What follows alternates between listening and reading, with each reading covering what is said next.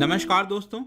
आज हम अपने वीडियो में बात करेंगे स्टार्टअप इकोसिस्टम रैंकिंग 2019 के बारे में, जिसको गुजरात को टॉप रैंक दिया गया है। तो बेसिकली ये रैंकिंग जो है, क्या किसने जारी किया है, यहाँ पर इसके अलग अलग कंपोनेंट क्या है, किस बेसिस के ऊपर यहाँ पर रैंकिंग दी गई है, तो काफ़ी कुछ जानने को है। चलिए आगे बढ़ते हैं। मैं हूं अंकित अग्रवाल और अपडेट के लिए आप मुझे फॉलो कर सकते हैं इंस्टाग्राम, फेसबुक और ट्विटर पर। मेरे लेक्चर की हर पीडीएफ आपको फेसबुक पर तो मिलेगी ही, प्लस साथ में आप मेरा टेलीग्राम चैनल ज्वाइन कर सकते हैं by searching Ankit Agrawal official. और अगर आप यूपीएससी की तैयारी कर रहे हैं तो आपके लिए सुनहरा मौका है। स्टडी IQ लैब आपके लिए स्मार्ट कोर्स है, जिसके थ्रू आप अपनी प्रिपरेशन और भी ज़्यादा अच्छे तरीके से कर सकते हैं। तो सबसे पहले स्टार्टअप क्या होता है, आई थिंक ये बहुत ही एक बेसिक क्वेश्चन है। तो देखिए, एक नई कंपनी है, एक यंग कंपनी है जो कि मार्केट के अंदर एक यूनिक प्रोडक्ट लेकर आई है। प्रोडक्ट हो गया, सर्विस हो गया, मतलब कि एक यूनिक हो, एक अलग स्टाइल हो, किसी प्रॉब्लम को सॉल्व करने के लिए कुछ ऐसी चीज हो जो कि यहां पर एक अलग उसका जो है पहचान कर सके आप। तो इसी को यहां पर कहा जाता है स्टार्टअप। एक नई कंपनी को स्टार्टअप कहा जाता है आज के डेट में। तो यहां पर क्या हुआ है कि स्टेट्स के अंदर जो राज्य हैं, यूनियन टेरिटरीज हैं, उनके अंदर यहां पर कैसा इकोसिस्टम है, माहौल कैसा है। अगर आप वहां पर कोई स्टार्टअप शुरुआत करना चाहते हो, कोई कंपनी खोलनी चाहते हो, तो किस तरह से यहां पर आपको वो जो राज्य है वो मदद करता है, वहां पर इकोसिस्टम ओवरऑल कैसा है, इस बेसिस पर यहां पर जो DPIIT है उसने यहां पर रैंकिंग दी है। तो बेसिकली ये जो रैंकिंग है दोस्तों 11 सितंबर को ही रिलीज किया गया। और एक बहुत ही इंपॉर्टेंट चीज इसमें याद रखिएगा, आपके एग्जाम में आ सकता है कि यहां पर ये रैंकिंग किसके द्वारा जारी की जाती है। तो जैसे मैंने आपको बताया, department for promotion of industry and internal trade, DPIIT, ये किसके अंडर आता है? ये आता है आपका मिनिस्ट्री ऑफ कॉमर्स के अंदर। तो इनके द्वारा यहां पर ये जो पूरा रैंकिंग है वो कंडक्ट कराया गया। इसके मेन फीचर्स क्या हैं? इसका मेन ये चीज है कि यहां पर राज्यों के अंदर, यूटीज के अंदर एक तरह से कंपटीशन डेवलप हो सके। अगर एक राज्य बेहतर कर रहा है, इसको देखकर बाकी जो राज्य हैं वो और अच्छा कर सके, उनसे कंपटीशन कर सके। दूसरा, यहां पर ये बोला जा रहा है कि इस रैंकिंग के थ्रू यहां पर जो राज्य हैं और जो यूनियन टेरिटरीज हैं वो प्रोएक्टिवली काम करें, ताकि जो स्टार्टअप का इकोसिस्टम है, माहौल जो है उनके राज्य के अंदर, वो ज्यादा बेहतर हो सके। और तीसरा, यहां पर यह बोला गया है सरकार के द्वारा कि एक तरह से म्यूचुअल लर्निंग करना, उसको एनकरेज करना, मतलब कि एक राज्य ने किस चीज में यहां पर बेहतर परफॉर्म किया है, इसको देखकर दूसरा राज्य क्या सीख सकता है उससे। तो म्यूचुअल लर्निंग के थ्रू यहां पर ये सारी बातें कही गई हैं इस वाले रैंकिंग में। अब हम आते हैं इसके फ्रेमवर्क के ऊपर। ये जो रैंकिंग दी गई है अलग अलग राज्यों को, किस बेसिस पर दिया गया है? तो यहां पर बोला गया है 7 ब्रॉड रिफॉर्म एरियाज, मतलब 7 मेन रिफॉर्म के बारे में बात किया गया है। इन 7 रिफॉर्म के अंदर 30 एक्शन पॉइंट्स आते हैं। मैं आपको अच्छे से दिखाता हूं। देखिए, यहां पर आप देख सकते हो कि 7 रिफॉर्म, जो ब्रॉड रिफॉर्म है वो कौन कौन से हैं। एक है आपका इंक्यूबेशन सपोर्ट, दूसरा है इंस्टीट्यूशनल सपोर्ट, मतलब कि यहां पर क्या किस प्रकार के इंस्टीट्यूशंस हैं लोगों को मदद करने के लिए, स्टार्टअप खोलने के लिए। इंक्यूबेशन का मतलब क्या होता है? यहां पर एक तरह से एक्सपेरिमेंट कर सको आप, किसी तरह का एक प्लेस प्रोवाइड करना, उसी को इंक्यूबेशन सेंटर कहते हैं। फिर उसके बाद हो गया सिंप्लीफाइंग रेगुलेशन। क्या वहां पर बहुत ज्यादा रेगुलेशन तो नहीं है, बहुत ज्यादा आपको ऑफिस के तो चक्कर नहीं काटने पड़ते। उसके बाद है ईजिंग पब्लिक प्रोक्योरमेंट। यहां पर कुछ भी चीजें करनी है, प्रोक्योरमेंट करना है सरकार को, तो किस तरह से कितना ईजी किया जा सकता है। फिर आपका अवेयरनेस एंड आउटरीच, वहां पर लोगों को कितना अवेयरनेस है उसके बारे में।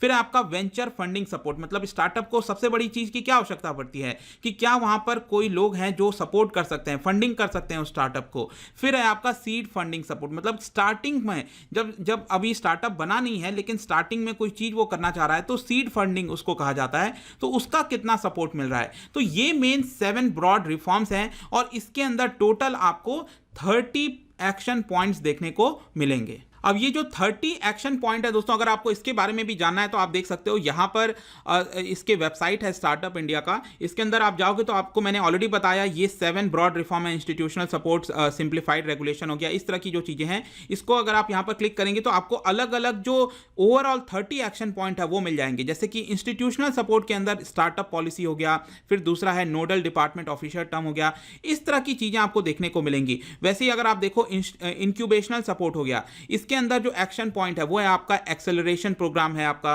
फिर दूसरा है setting up of new upgradation existing incubators. तो कहने का मतलब है, आपको इससे समझ में आ गया होगा कि ये जो 30 एक्शन पॉइंट्स हैं ये बेसिकली क्या हैं। और इसमें एक और चीज याद रखिएगा दोस्तों कि ये जो अलग अलग 7 ब्रॉड रिफॉर्म है, इसको कितना पॉइंट्स दिया गया, मतलब 100 पॉइंट में से आप देख सकते हो इंक्यूबेशन सपोर्ट को यहां पर 23 पॉइंट्स दिए गए हैं।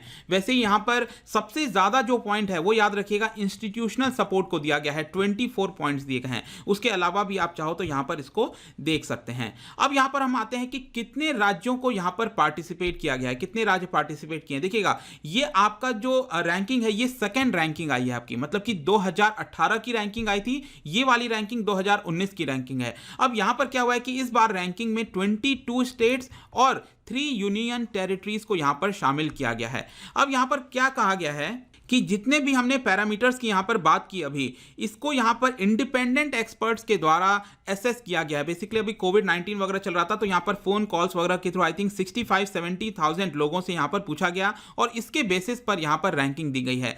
अब एक और चीज याद रखिएगा कि हमारे देश में इतना बड़ा काफी राज्य हैं अलग अलग स्तर पर, तो यहां पर बेसिकली क्या किया गया कि यूनिफॉर्मिटी और स्टैंडर्डाइजेशन को मेंटेन करने के लिए सभी राज्य और यूनियन टेरिटरीज को एक तरह से एकत्रित किया गया और उनको 2 ग्रुप में यहां पर डिवाइड कर दिया गया। तो आप देख सकते हो यहां पर अगर आप सभी यूनियन टेरिटरीज को ले लीजिए, दिल्ली को छोड़ के और नॉर्थ ईस्ट रीजन में आसाम को छोड़ के, तो बाकी जितने भी राज्य हैं उनको यहां पर जो है एक कैटेगरी में डाल दिया गया और दिल्ली को छोड़ के जो यूनियन टेरिटरीज हैं उनको एक कैटेगरी में और नॉर्थ ईस्ट स्टेट में आसाम को छोड़कर इन दोनों को मिलाकर एक कैटेगरी बना दिया गया है। इसको और अच्छे से आप यहां पर देख सकते हो, यह है आपका कैटेगरी एक्स और दूसरा कैटेगरी है कैटेगरी वाई। तो आप देख सकते हैं यहां पर जो नॉर्थ ईस्ट रीजन है उसमें कुछ स्टेट हैं और दिल्ली को छोड़कर यहां पर जो बाकी के 2 यूनियन टेरिटरी हो गए, अंडमान निकोबार और चंडीगढ़, तो इनको वाई कैटेगरी में रखा गया है। तो इसमें अब आप देखिए एक यूनिक चीज मुझे यह देखने को मिली इस रैंकिंग में, यहां पर नेगेटिव चीजों की बातें नहीं की गई हैं। यहां पर किसी राज्य को यह नहीं बोला गया कि आपने बेकार परफॉर्म किया है।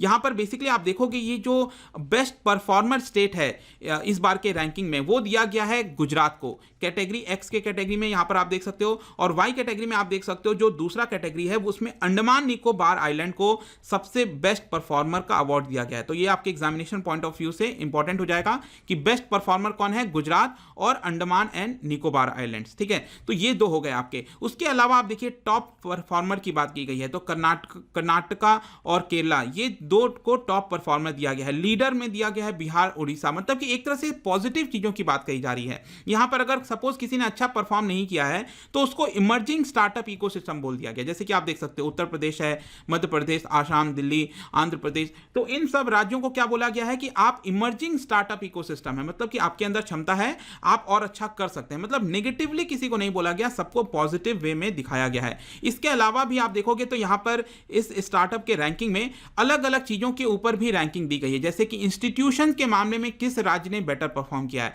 तो उसमें कर्नाटक ने किया है। यहां पर रेगुलेशन के मामले में किसने परफॉर्म किया, अगेन कर्नाटक ने किया है। सीडिंग इनोवेशन लीडर के मामले में बिहार ने परफॉर्म अच्छा किया है। तो इस बेसिस पर भी अलग अलग यहां पर रैंकिंग दी गई है।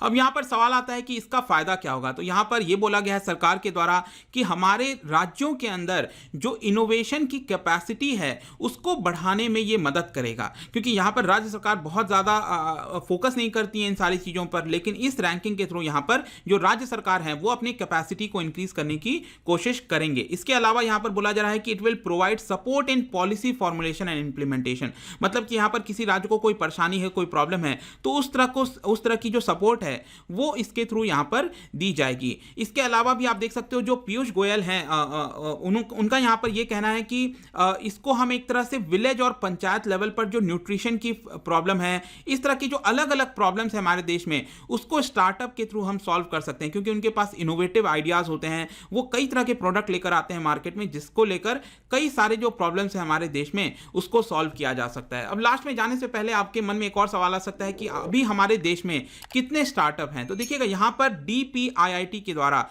जो स्टार्टअप अभी तक रिकॉग्नाइज किए गए हैं अभी तक हमारे देश में, उनकी संख्या है करीब 36,614। ठीक है, और इसमें यहां पर बताया गया है कि करीब 600 स्टार्टअप सेंट्रिक रिफॉर्म सभी राज्य और यूनियन टेरिटरीज के द्वारा लिए गए हैं, जिसकी वजह से लगातार जो स्टार्टअप की संख्या है वो हमारे देश में बढ़ती जा रही है। ध्यान रखिएगा ये जो स्टार्टअप्स की हमने बात की ये DPIIT के द्वारा रिकॉग्नाइज किया गया है। इसके अलावा भी बहुत सारे स्टार्टअप हो सकते हैं जो कि इसको रिकॉग्नाइज ना मिला हो, लेकिन इससे ज़्यादा ही संख्या होगी, आप कह सकते हैं। अब जहाँ तक बात आती है कि ये जो स्टार्टअप बनते हैं, क्या इससे जॉब्स क्रिएट होता है, तो देखिए इसका आंसर मिलता है यहाँ पर जो सेक्रेटरी हैं DPIIT के, उनका यहाँ पर कहना था कि स्टार्टअप इकोसिस्टम की वजह से हमारे देश में करीब 4 लाख जो जॉब्स हैं वो क्रिएट हुई हैं। तो यहाँ पर इनका भी आप कोट कर सकते हो अपने एग्जाम्स में। तो आई होप दोस्तों ये जो वीडियो था रिगार्डिंग स्टार्टअप इकोसिस्टम रैंकिंग 2019, इसके बारे में सभी कुछ आपको यहाँ पर जानकारी मिल गई होगी। अगर आप मुझसे इकोनॉमी पढ़ना चाहते हैं, कोई कोर्स परचेस करना चाहते हैं, आप स्टडी IQ ऐप पर जा सकते हैं। किसी भी इंक्वायरी के लिए आप मुझसे डायरेक्टली इंस्टाग्राम पर जुड़िए, यहाँ पर मैं डेली एक MCQ डालता हूँ, आप स्टोरीज में जाकर प्ले कर सकते हो। मिलता हूं आपसे next time, till then thank you very much, see you soon.